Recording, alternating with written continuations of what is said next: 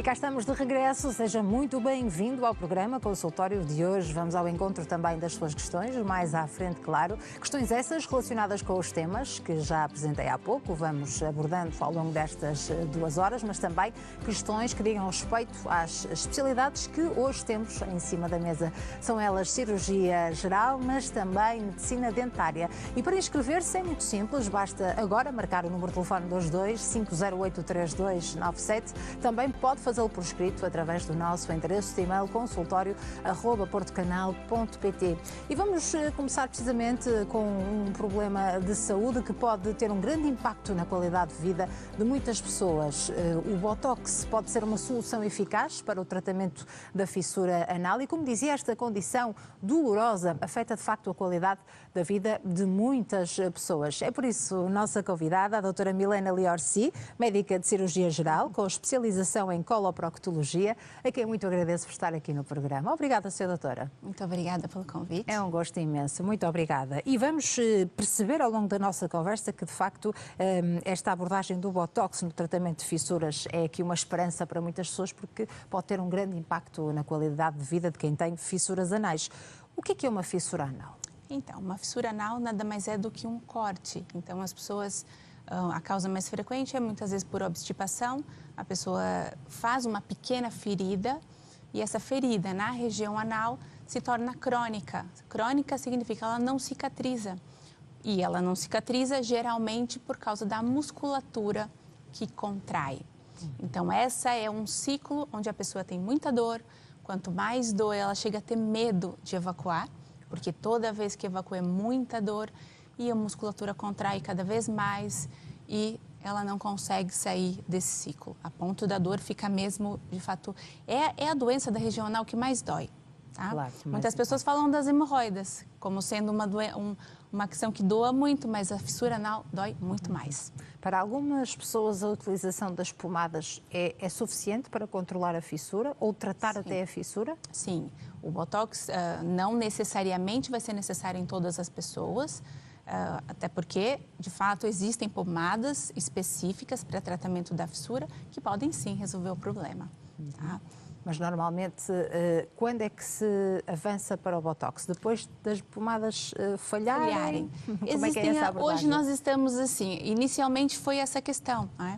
Porque como é que é feito tradicionalmente o tratamento? A pessoa faz as pomadas, percebe se tem que regularizar o intestino, faz as melhorias. Passado aquele tempo e as pomadas quando não resolvem, uma das alternativas a seguir seria cirurgia. Então teria que se fazer uma cirurgia para tratar essa fissura. Uma cirurgia é algo muito mais agressivo, com riscos para a pessoa. Então, nesse meio do caminho, se descobriu o Botox como uma alternativa para esse tratamento. Sendo que a pessoa não precisa mais passar por uma cirurgia, o que é incrível, você não precisar de todo anestesia, um corte, todos os riscos, e sim uma aplicação de uma substância que vai fazer a cicatrização dessa ferida. Então, hoje, nós, a maioria das vezes, indicamos sim para quando há falha no tratamento das pomadas ou quando a pessoa, de fato, não consegue usar as pomadas ou quando quer algo mais rápido. Hoje, já começamos a perceber que o Botox começa a ser até uma indicação mais frequente do que era antes. Por ser mais eficaz, imagino, mais eficaz, exatamente. Claro. Estamos a falar do produto, o Botox, que é o mesmo utilizado para questões estéticas, na face, por exemplo? É a mesma substância. Incrível. Exatamente a mesma substância. E a gente sabe que essa substância não é usada só para estética, tá? E também não é só para proctologia.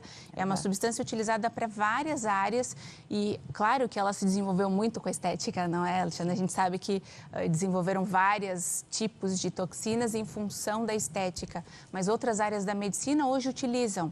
E por que a gente utiliza, na verdade, como é que ela faz cicatrizar, né? Às vezes as pessoas têm essa curiosidade, porque a gente usa o Botox para ficar com a pele mais bonita, mas é porque, na verdade, essa substância, ela atua na musculatura. E mesmo na questão das rugas, na estética, a gente atua no músculo para que o músculo não enrugue a pele. A questão da região anal é a droga é a mesma, não é? Só que nós não temos esse intuito estético, não é? A ideia é que essa substância atue na musculatura que está sempre contraída, e isso é involuntário, a pessoa não tem consciência dessa contração. Nós aplicamos a substância e ela relaxa. O fato de relaxar o músculo faz com que o corpo consiga cicatrizar. Então, na verdade, não é o Botox que cicatriza. O Botox relaxa a musculatura e, dessa forma, melhora a dor, que é já muito antes, a melhoria de dor é antes da cicatrização total. Só dele já relaxar e não ter a contração, porque essas pessoas, às vezes, Alexandre, sofrem muito com dor, a ponto de não conseguir trabalhar, a ponto de ter o dia inteiro com uma dor, assim, insuportável, tá? Então, só o fato de você ter uma substância que vai aliviar e a pessoa já consegue voltar à sua rotina, trabalhar e fazer... É incrível. É uma esperança mesmo. É, claro. E esse processo de cicatrização é natural ou é prescrita também alguma medicação ou algumas pomadas a aplicar? Existem algumas pomadas que podem ser utilizadas após a aplicação, pomadas que utilizam para ajudar na cicatrização, isso também é possível, tá? Existe também a associação de laser de baixa potência para ajudar também na cicatrização dessa fissura. Então, de um lado, o Botox ajuda a relaxar e do outro, o laser, que é um laser mais superficial, ele não é para queimar, nada disso, e ele vai ajudar as células a cicatrizarem mais rápido, esse tecido que está aberto. O Botox tem uma duração média de 6 meses, 6, 7 meses. O que é que a pessoa tem de fazer após esses 6, 7 meses? Portanto, esta fissura, este corte, está cicatrizado? Qual é o risco de voltar a ter uma fissura? Sim. Ou que cuidados é que deve ter após? Que assim, o tratamento da fissura, ele envolve muito a gente perceber a causa, não é? Então, se essa pessoa tem mesmo um intestino ruim e tem uma obstipação, essa obstipação tem que ser tratada, tá? Porque o que acontece, às vezes, pessoas com intestinos perfeitos e mesmo assim tem dor e tem fissura. Se a questão não é a obstipação, outra questão a gente vai ter que tratar, porque pode acontecer sim. O Botox, ele vai agir durante no máximo 6 meses, a gente sabe que o efeito melhor é 3, 4 meses, a partir daí ele já cai bastante. E depois, se a causa não for tratada, de fato pode voltar. Tá? Então isso tem que ser um cuidado, mas a verdade é que a maioria das pessoas para fissura anal só precisam uma aplicação e a gente consegue resolver. Já é suficiente, é um tempo suficiente para conseguir uma boa cicatrização. E quando apresenta este método de tratamento às pessoas, elas ficam surpreendidas ou pelo menos já é uma abordagem conhecida para quem tem fissura anal? Olha, não é nada conhecida, não. A verdade é que as pessoas assustam um pouquinho, não é? Quando eu falo em aplicar o Botox, a pessoa já pergunta se é de fato o mesmo Botox que faz na cara, e é estranho, não é? Porque muitas vezes as pessoas não sabem que existe essa possibilidade, tá? Mas depois entendem que é possível e até é menos estranho do que as pessoas às vezes têm muito medo também, né, da aplicação, pela região está muito sensível. E a maioria dos pacientes o que dizem é que não é tão difícil a aplicação, porque ela é muito rápida também, do que as pessoas imaginam. Claro. Né? Existe algum risco associado a esta aplicação? Ou todas as pessoas podem, de facto, utilizar o Botox? Existem as contraindicações do Botox, tá? Da própria substância. Qualquer pessoa que tenha contraindicação ao Botox, independente de onde ele é utilizado, como, por exemplo, gestantes não podem utilizar, pessoas que têm alergias à substância, essas pessoas não podem utilizar. Agora, independente dessas contraindicações, existem riscos, sim, tá? Os riscos, eles são muito pequenos, até porque essa substância ela não é permanente no corpo, então depois do tempo dela, quando ela sai do corpo, já qualquer risco vai passar, né? Mesmo que ela cause algum sintoma. O sintoma mais frequente que pode acontecer em algumas pessoas, às vezes, é sentir que a musculatura está um pouquinho mais solta, tá? Isso pode acontecer. Geralmente é uma coisa muito transitória, aparece assim no pico de ação da medicação, mas logo depois passa. Não quer dizer que a pessoa fique incontinente, tá? Ninguém que faz Botox vai usar fralda ou não consegue segurar, tá? Até porque a nossa musculatura é muito grande. Isso é aplicado apenas num pedacinho. E se falamos de uma abordagem que pode ser, de facto, uma novidade para quem nos está a ouvir, Sra. Doutora, fissuras anais ainda é também um tema tabu? Muitas pessoas ainda sofrem e isto tem um grande impacto na qualidade da sua vida, mas de facto ainda tem muita resistência também em procurar ajuda. Sim, né? Eu acho que todas as doenças que falam da região perianal, claro. E muitas vezes as pessoas nem sabem que tem fissura. Sente uma dor, sente a zona mais inchada, porque às vezes a fissura é interna, a pessoa não consegue perceber. E aí ela passa uma pomada de hemorroidas, vê sangue, hemorroida também sangra, porque os sintomas principais da fissura é dor com sangramento, o que é muito parecido com hemorroidas. Claro. Então, para a própria pessoa é muito difícil e existe essa barreira de vencer, ou então esperam para ver se vai melhorar. E aí, quando chega mesmo a procurar o especialista, já estão numa situação já mais grave, não é? A fissura já mais crônica. Então, acontece sim, infelizmente.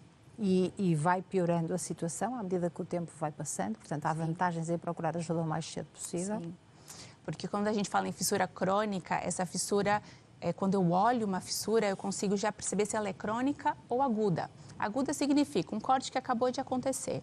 Quando o tempo vai passando, a borda dessa ferida vai ficando mais grossa, a gente vai criando algumas, por exemplo, existe uma coisa que a gente chama de marisca anal ou plicoma, que é uma pelezinha que aparece, existe uma papila interna que vai se desenvolvendo e tudo isso depois não volta, tá? Então, mesmo que a fissura cicatrize, a pessoa acaba ficando com resquício. Então, se ela procura ajuda antes, a gente consegue reverter o problema sem criar essas outras situações. Por que é uma zona tão difícil de cicatrização? Olha, a gente tem que usar todos os dias, não é? Claro. Essa questão de evacuar já é um problema para a região. Porque imagina qualquer outra zona do nosso corpo que a gente consegue isolar, ocluir, nariz mesmo, tudo bem, a gente respira pela boca, a gente consegue ouvido, tampa ali não tem como. Não é? Então, é uma zona que, além de ter essa questão de evacuar, é uma zona muito sensível, porque ela tem muitas terminações nervosas, porque existe toda uma situação, até para a gente, o mecanismo de evacuação é muito complexo, né? A percepção, sensibilidade, tudo isso é muito complexo no nosso corpo, a gente não imagina, e isso cria sensibilidade. Ainda bem que agora falamos também de uma forma mais aberta e livre sobre estes assuntos. E sempre que a Sra. Doutora cá vem, lembramos a forma correta de evacuar e também da nossa própria higiene pessoal, não é? E nunca é demais lembrar alguns destes cuidados para evitar, por exemplo, uma fissura anal e outros problemas que possam surgir, como o prurido, que também pode ter um grande impacto no dia-a-dia de muitas pessoas. O próprio prurido anal pode vir junto de uma fissura, não é? Pois é. Então, às vezes a própria pessoa tem uma fissura, durante a cicatrização começa um comichão, que aí já não percebe por que tem o comichão, porque na verdade tem uma fissura. Então, a questão da higiene é perfeita, a gente tem que sempre lembrar, existe a questão da posição de evacuação também, que a gente sempre fala do banquinho, elevar um pouquinho as pernas para aquela posição mais natural, a higiene de não usar papel higiênico, não é? O próprio banquinho vai ajudar ao processo de evacuação, não é? Exato. Vai ajudar. Porque nós ficamos numa posição mais natural, o que faz com que as fezes saiam mais fáceis e de uma forma mais natural. E porquê que o papel higiênico não é adequado? Ou o que é que devemos fazer? O que é que devemos utilizar? Nós devemos lavar. Não é? Nós devemos lavar. Essa é a melhor forma de higiene da região anal, é lavar. É mais simples, claro que eventualmente as pessoas dizem que com a modernidade a gente instituiu o papel, mas a verdade é que o papel não deixa a zona tão limpa como lavar. É? E lembrar do bidê, não é? A gente pode utilizá-lo. Que agora as casas mais modernas não têm bidê, não tem. Mas eles estavam lá por algum motivo. Por algum motivo, não é? Mas tenho que perguntar também do papel higiênico úmido, das toalhitas, muito utilizado, até porque é muito prático. É muito prático, Faz bem, né? E parece que limpa melhor. Por quê? Porque é úmido, não é? Parece que limpa melhor. Mas a verdade é que as substâncias que nem todas as pessoas podem utilizar, a zona fica úmida mesmo depois da limpeza, o que também não é adequado. Então, também tem implicações em prurido anal, implicações em fissura também, tá? Então, o ideal é também não utilizar. Pode ser utilizado numa emergência, se vai viajar, numa situação, eu acho que não tem problema, mas para ser feito durante uma forma rotineira, não. É sempre muito bom Até lá aqui, Sra. Doutora. Muito obrigada por nos dar nota destes temas importantíssimos para a nossa saúde.